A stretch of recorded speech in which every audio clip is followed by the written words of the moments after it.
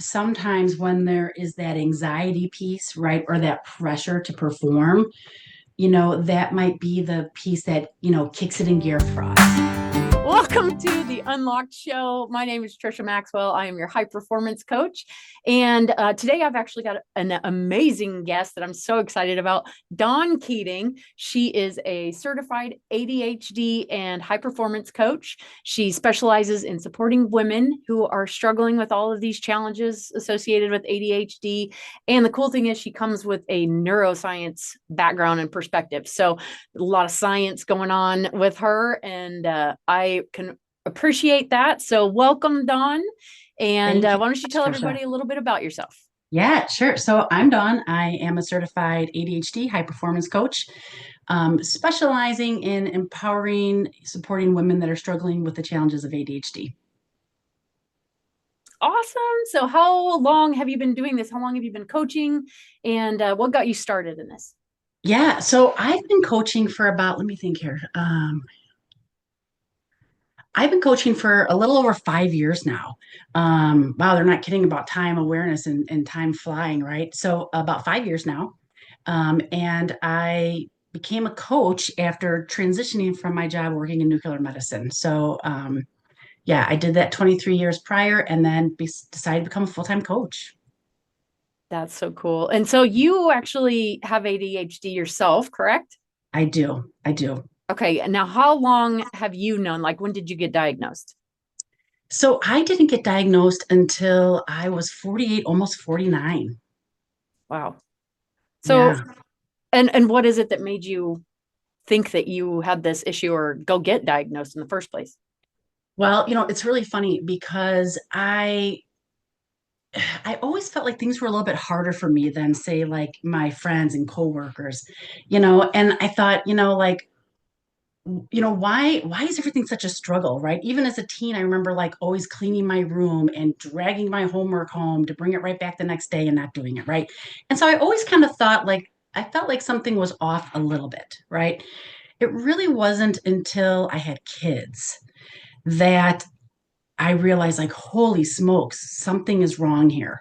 And I was just really struggling with keeping up, just, day to day tasks, organizing, planning what we were doing. I was still working a full time job. I was raising kids. I was, a wife, a mother, a full time employee. And at, at that point, you know, I didn't know if this was even just called motherhood. Right. And so I remember I went to the doctor and I said, something is not right, and I'm wondering, is it possible that I might have ADHD? I have some family that has ADHD. And so even though it was representing or showing up differently, it just kind of made me wonder. And so I'll never forget, he said to me, are you married?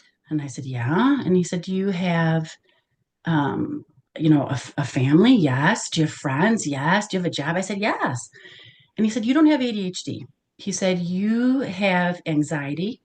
He said, and you're in the middle of a midlife crisis, so which comes with depression and anxiety. And he said, if you lost about 20 pounds, What? your life would be completely different. And I remember thinking, like, I waited all this time, and this is what I get. This is my diagnosis, or this is the result. And so I left there and, I thought, God, what a waste of time. And I went home and I just tried even harder. Like I worked even harder. I just tried to get up earlier, drink more caffeine. You know, what do the productive people do? Try to see what everybody else was doing. And it just wasn't working. And I remember it was getting to the point where I was just like exhausted. It was just complete burnout. And, I thought something has got to change. And so I remember I actually was working at the hospital time and I went to the director of our hospital and I said, I have this gut feeling, right, that something's going on with me. And, um, what do you think? Right. I was just curious because, I'd been in the medical field for such a long time and I really trusted this director of ours. And he said, Dawn, what do we call the doctor that graduates last in his class? So I don't know. He said, doctor. And I thought, holy crap. I got that D student, right? Who did not read about ADHD, who does not know about ADHD. And so at that point, I thought, you know what? Um, Trust your gut. And so I went and I got another evaluation and I said to her, I don't care what this diagnosis is. I don't care if it's elemental P, right? If it's motherhood, it's learning to adjust being an older mom. And so she said, absolutely. And after I did the testing, I did a neuropsych eval, um, she said, you know what? You got ADHD. And it was that moment I remember thinking of like, right? I could take a breath and be Yeah, like, okay, it isn't me, right? right. And you Even don't need though to lose 20 pounds. no, I mean, I probably do need the 20 pounds, but that wasn't going to change that wasn't going to like change my life, right? And it was like that piece of like, there's not an excuse, but there's an explanation here. And now I just need to dive into exactly what ADHD is, right? And so, and at that point, it was just like, okay, I need to learn about this because I've got, two little kids that I'm raising here. And, I need to get it together. Let's say that wasn't the word I used, but I got to get it together. Yeah. Yeah. And so Hmm. how old were your kids at that time? Oh, they were little. I mean, they were, so let me think. They were, um, gosh, they were, you know what? Actually, now that I think about it, that was when I first had went for the diagnosis. Because I remember one time sitting in my living room with all this laundry, right? When you get like those clothes for like 12T in 18 months and they all look the same and there's so many patterns and you don't know what's the top and what's the bottom. And I was like, we only need 5 outfits because this is too much. And I was trying to organize by size. And so I remember that vision like yesterday of all these clothes. And so that's when I first went. And then my kids were a little bit older. They were more like middle school by the time then that I went and said, hey, you know what? Like, this is too much. This is that burnout time where I had been like really trying to work harder, longer, drink that caffeine. I think I was in my 30s when I actually had my first like monster drink, and I'm thinking, what mom, Daredevil. right? I'm thinking, who drinks these? But it was that I got to be able to do more. I need more Yeah, time, more energy. Yeah. right. Yeah, you're trying to supplement your energy. Yeah. To get more done. Yeah, When I look at it now, it's like I was already doing so much, right? But I was doing it the hard way. right. Yeah. So what was your turning point in wanting to help others with this struggle? You know, it's interesting and it's a little bit embarrassing, but I remember when I had first the day that I got that diagnosis, right? I had plans to meet with a friend that I hadn't seen in a long time. And I thought, you know what, I'm not going to go. Like I was exhausted because it was such a tidal wave of like emotions. Like I knew it. I knew something was wrong. But then the fact of like, how did nobody catch this? Like, why did I have to catch this? Right. Right. And I didn't I just felt like I don't want to go and I don't want to see her and talk about what's been new and going on. And at one point, my husband said, yeah, but you know what? Who do you want to be? Like, do you want to be that friend that always cancels or flakes out, right? Because we all got that friend, right? That makes plans and then, sometimes changes their mind. And so I thought, you know what? You're right. She's a good friend of mine. We don't have to talk about it. I'm gonna go. And during the dinners, we started talking about our kids. And she had said to me that she had just got a diagnosis that her son has ADHD. And I remember we were talking about this, and I thought, do I say anything? Do I not? And as we started talking, she said, you know what, Dawn, I'm worried. I'm worried about him. Like, what is he going to amount to? Like, is he going to have what profession, what job? And when I could see the look of, fear and uncertainty, it kind of hit me like a ton of bricks, right? And I said to her, I said, you know what? I said, it's ironic that we're talking about this. I said, because I just recently got my own diagnosis. And I said, yeah, I might think outside the box. I'm a little crazy sometimes, but I'm pretty successful. I've done really well with my life. And she was so taken back. She goes, "You have ADHD?" And I said, "Yeah." And I said, "And I think I turned out all right." And it was like, I could just see her face like soften, like, yeah, it's going to be okay.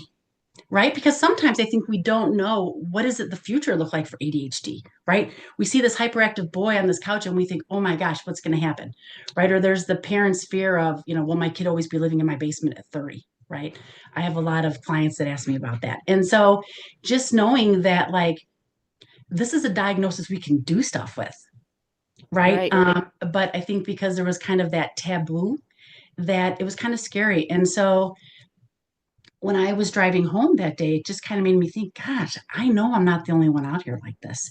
I know there's other women that are working their butt off. They're sacrificing their own, personal needs and time and, you know, interests and passions because they're trying to keep up.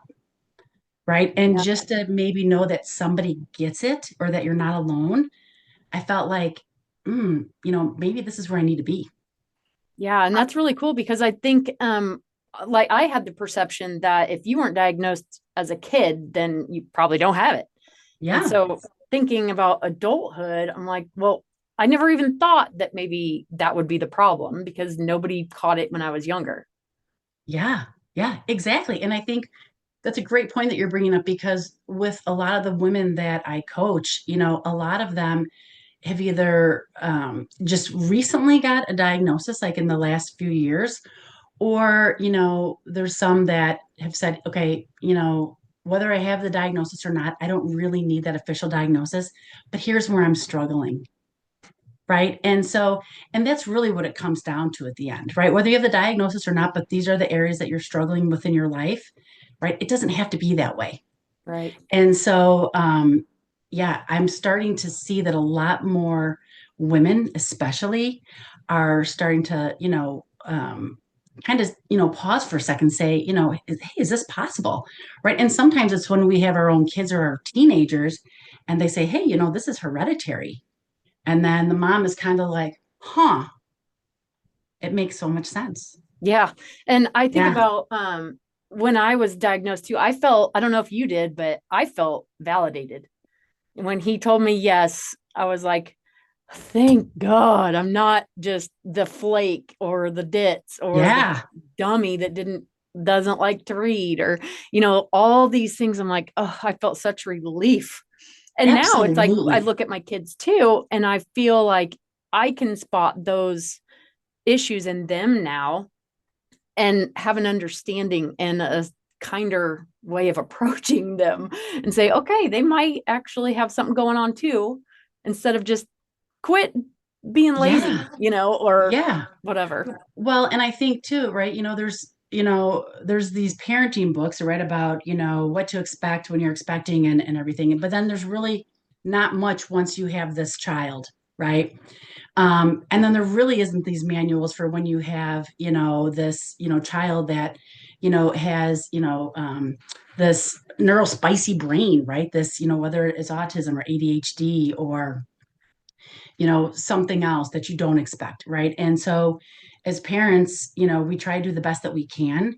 And so, and as a parent for me, I was trying to do the best I could, but I think that not knowing that I had ADHD, um, you know, really kind of, um, I had parenting skills that I wasn't say, very proud of, right? Yeah. Because, easily like emotional dysregulation when things weren't happening or all that laundry, it was like so overwhelming, or I was dysregulated. And then, I'm not helping my kids get regulated if I'm dysregulated, right? And it's like, oh my gosh, and then I think of like the ADHD mom who's gonna, want to make her own baby food. Holy smokes. It's okay to buy it from the store, right? But it's like that perfectionism, like, doing it right. And the interest, like, wow, could I make my own baby food? And so, I feel like as a parent, even though I got that diagnosis later, um, it's really been godsend for me, really. Yeah, I would say the same for myself. Like I have noticed a lot more. I'm more mindful now.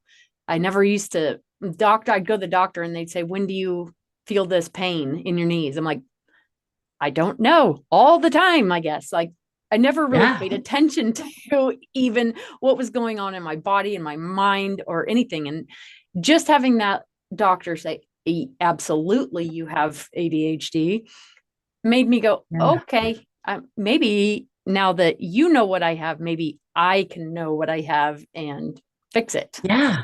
Yeah, absolutely. And I think that it's kind of makes me think of when I was working, in healthcare, right? Like, patients would say, sometimes it was like, I hope you find something, right? And then there's the patients that would say, oh, I hope you don't find anything, right? Because, but it's kind of like, if something doesn't feel right or you've got this gut that something is off, there's, I think, power in knowing that, okay, now I know what it is. It has a name.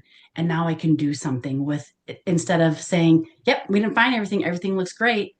You leave there with a clean bill of health, but you're not feeling good. It's not, what I mean? Your life is not how you want it to be or expect it to be, or you're trying to make it be. And so I think sometimes that diagnosis really is validating. Right. Yeah. So talking about like female entrepreneurs, high achievers, what would you say in your experience has been like one of the most common challenges that these women face with when dealing with ADHD? So I think the common challenge that I normally see is that these women, these are highly professional, successful women, and normally there's this disconnect between their personal life and their professional life. And they feel that it's something that they're doing or not doing is why there's this disconnect, right? And so, for example, you know, actually let me go back is that there's that misnomer, right, that if you're academically gifted or smart there's no way you have ADHD, which just is not the case, right? And so I work with and see these professionals that physicians, therapists, um, you know interior designers, these women that are super successful and academically gifted, right? But then there's that piece where that ADHD shows up, right? And so there's so many benefits of the ADHD.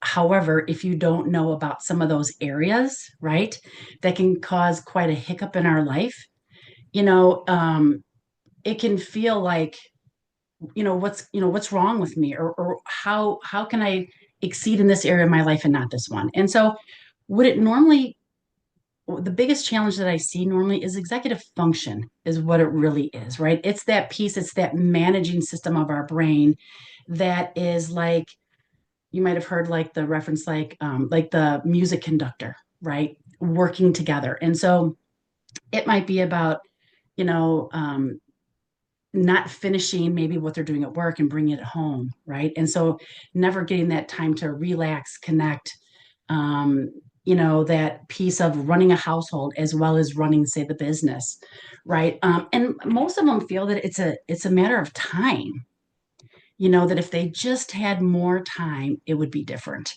and that's the one commodity that we all want that we can't get any more of, right? And so sometimes it's working with them to say, okay, well, we all have the same amount of time in our day, right? So what do we want to do with this? What's important, right?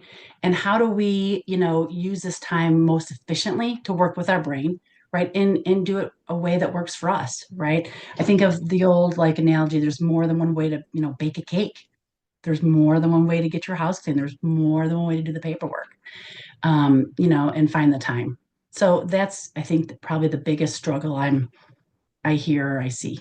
Yeah, and you see an overlap too with the struggle of work-life balance actually kind of ties back into productivity, procrastination, and just the ability to Yeah. focus on one thing at a time and complete projects. And they all kind of intertwine, don't they? Yeah, and I think sometimes even as women, right, we there's like that extra pressure of like, okay, well, if I'm home, let me focus on my home, my kids. And there's that pressure like I have to be all in here. But sometimes we're thinking about all these other pieces, right? And so it's kind of like what you said about, being present, right? Like noticing where does my body hurt? Well, if I don't really check in, I'm kind of on this autopilot. Yeah. Yeah. So what kind of tips would you give us for to help combat that the and have a better work-life balance? I think that it's funny because I just met with a potential client the other day, and she said, when I get a handle on things and things slow down, I'm really gonna, jump into coaching because I really need to figure this out. And what I would say is that no, now is the time when life feels like it is out of hand and you don't know which way is up or what to do, right? It's like saying, let me get my teeth in good shape before I see the dentist. Right. No, you need to see the dentist to keep them in good shape, right?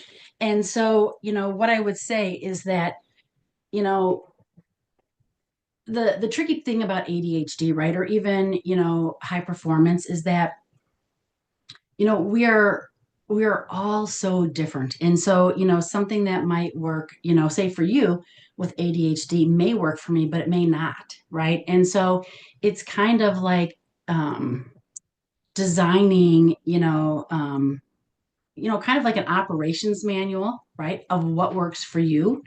Um, and so that we can put this stuff in place, right? So it's like, yeah, there's the chaos, but now's the time to kind of dive in and maybe let's see what the initial immediate fires are, but then let's really start laying the groundwork, right? Because otherwise it's sometimes I think women say that it's just one more thing, right? One more thing. Right. And you there's no real quick fix, right? But that's the thing, right? We don't want to band-aid something. We want to really like look at it and make some real changes, right? And Right. so, what I would say is that you've got to make the time for yourself, right? You are the biggest project, the biggest investment you'll ever make is really in yourself. And so it's like start now, right? Even if it's small things, right?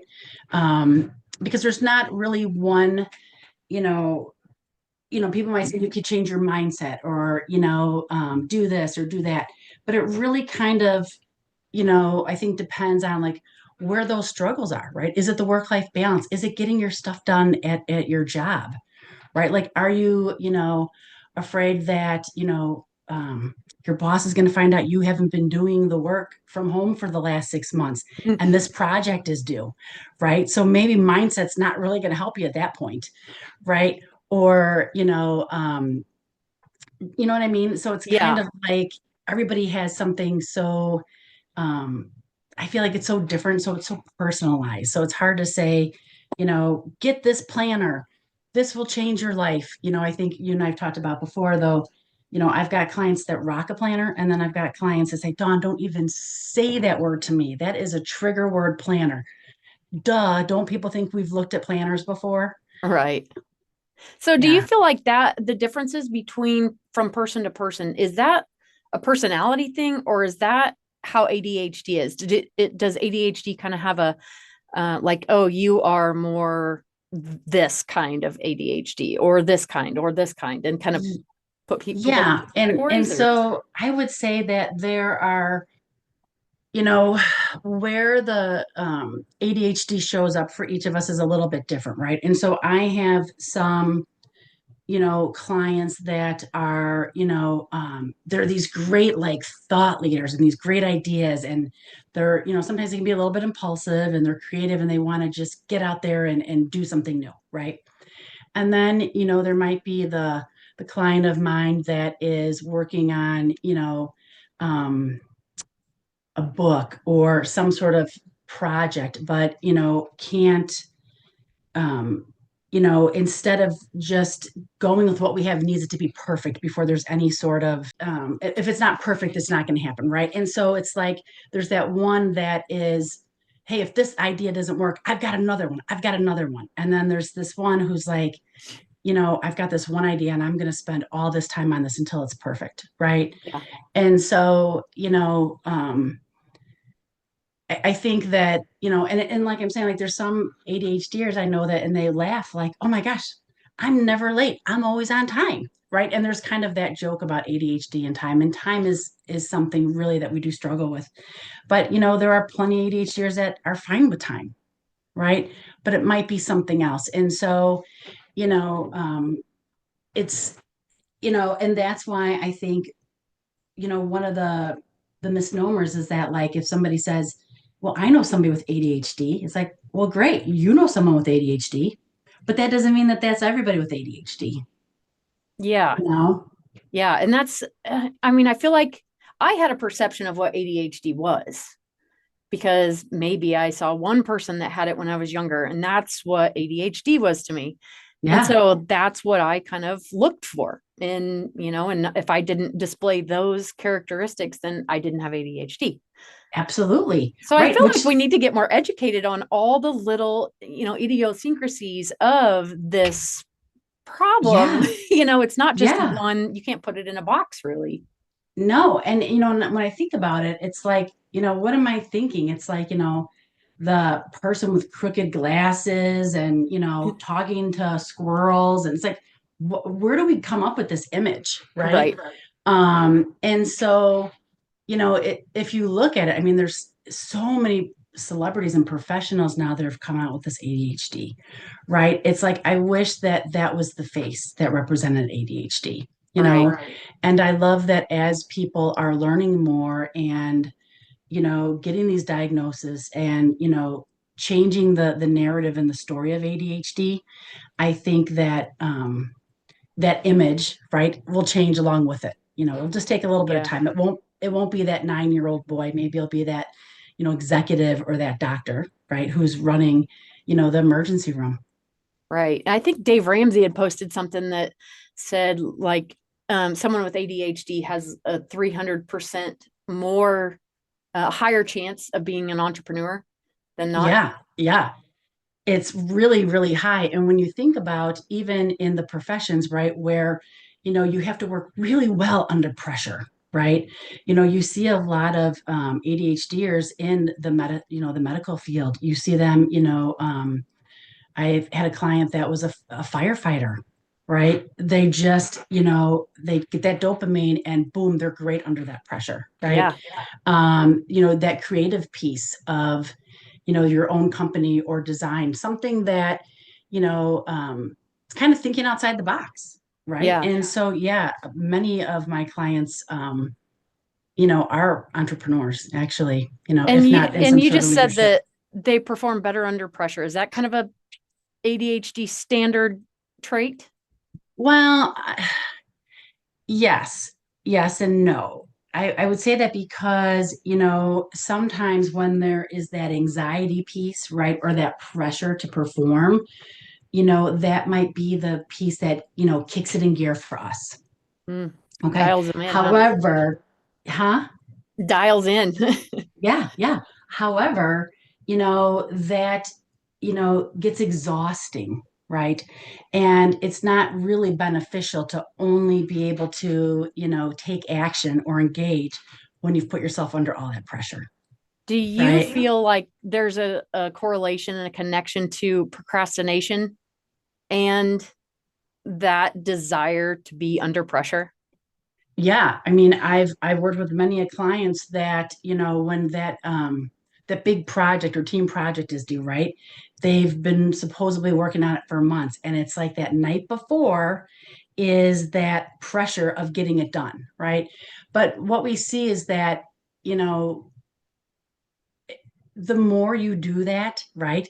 Sometimes you don't make that deadline, right? Or sometimes you need even more pressure to get that going, right? Yeah. But then that also comes with a cost, right? It's like when you think about going out in your 20s, it's not as easy in your 50s to get up the next day and do everything, right? So that cost of waiting for that pressure. And then the next day, just, maybe that fatigue, just that exhaustion, and so one of the things that we work with coaching, which is a big one, is how to avoid waiting until that urgency, Yeah. right? Because it's really not the best way to, attack, you know, your task or your to-do list is waiting till the urgency. And, the difference there is that somebody with a neurotypical brain, right, importance means something to them, right? And even if they're not interested in doing, but they know it's important, right? Normally they can do it. Where with us, yeah, we understand it's important, but that's not enough of a driver, right? It's, is it interesting? Is there some novelty to it? Well, and maybe a little urgency. That's the best, recipe for us to get going. Yeah, because you had said to me one time that we place things on equal level of importance. Yeah, So it's something like that that tips the scale on what it is that you work on then, right? absolutely. Right. And if it's for example, maybe, getting ready for your taxes or, appearing on the podcast. It's like they're equally important, right, for my business and taxes. But yeah, I'm going to have a lot more fun meeting and talking with you than I am with my taxes. So here I am. Right, right. Yep. I don't have mine done yet either. Oh man. Okay, so if I was undiagnosed right now Hmm. and I started to feel like I was a little like chaotic, and I just couldn't quite get a handle on things. What would be some of those trigger symptoms that I should look for to maybe take myself to the doctor to get the diagnosis? Yeah. Well, what I would say is where I see this the most, right, is when when the executive function challenges start to appear more, right? And so let's say, that you were in school, right, and it was okay, right? Or you have a job and it was okay. Or, you were a manager, right, of a really small group when there's more of that responsibility right now, maybe you are still in school and you're imagining or you're managing a household or you're managing a team or now you're the director of doctors, right? And now there's so much more of that executive functioning that is required where it's feeling like it's too much. I can't keep up, right?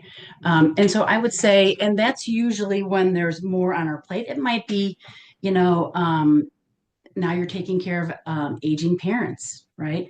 The other piece is that, you know, women seem to notice more of these kind of symptoms of maybe emotional dysregulation or feeling, burnout or what's wrong with me, right? Especially around that menopause time, right? So, if I guess what I would say is that I think that majority of the women that I've spoken with, and myself, like there's this gut feeling, right? That something is off, right? And so, I think if I, said, well, I'm working hard, I'm doing everything right, but I know I'm just watching Netflix. I know I'm watching Netflix if I really get truthful with myself, right? But when you're really doing the best you can and it's, and there's still no, and or maybe you feel like you're a human, doing instead of a human being that, God, there's no time for me just to, be myself or engage or social activities or pursue my interests. Like, I think that's kind of when I think it's a wise idea to, see, right? Is it possible? Also, too, if you realize your kids have a diagnosis or if there's a similar diagnosis in your family, right? I think those are all kind of signs that, could kind of warrant just look into it, you know? Yeah. And like we said earlier, like just knowing gives you power to change it. Yeah. I sometimes laugh like, wow, if I had known this years ago, God, what could I have done? Right. But now it's like, now what I know is like my next 50 years, are going to be Right. so much different because I know now. Right. Yeah. And so you bring up a good point too. How, like, should we be looking at this stuff earlier? I mean, get an earlier diagnosis so we can kind of enjoy our life a little bit more, while our kids are younger. Yeah, well, I think now that the information is coming out that there's this large group of us that had been missed, especially women now that are like in their like 50s and later, right? So like my mom's generation, a lot of them were missed as well, right?